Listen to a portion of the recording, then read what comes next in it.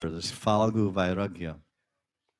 In other words, the incomplete Vairagi, the false sannyasi. He looks dry and detached, but inside there's a whole river of desire. Inside his heart. Outside he's so austere and only wears a langoti or a kopian and very austere eating and sleeping habits.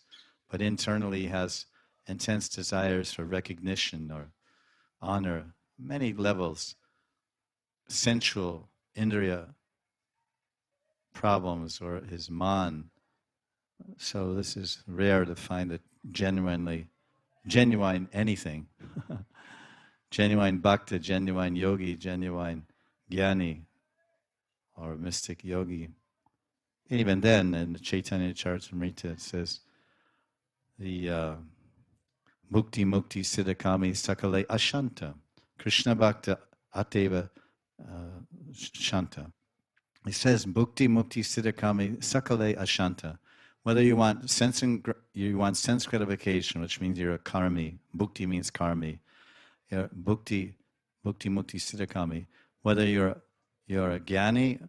Basically the first line of this verse in Chaitanya Charitamrita is saying bhukti siddhakami sakale ashanta, shanti ashanti.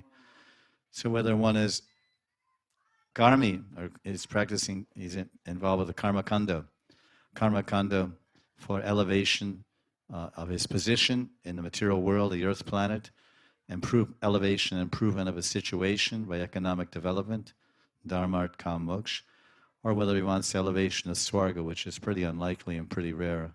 Most people are only dealing with elevation by moving from the poor class neighborhood to the good neighborhood. But that's the karma kanda. Then the jnana kanda, then the yogi. So they're all there. They are not peaceful. Why are they not peaceful? Because they're falgu vairagya.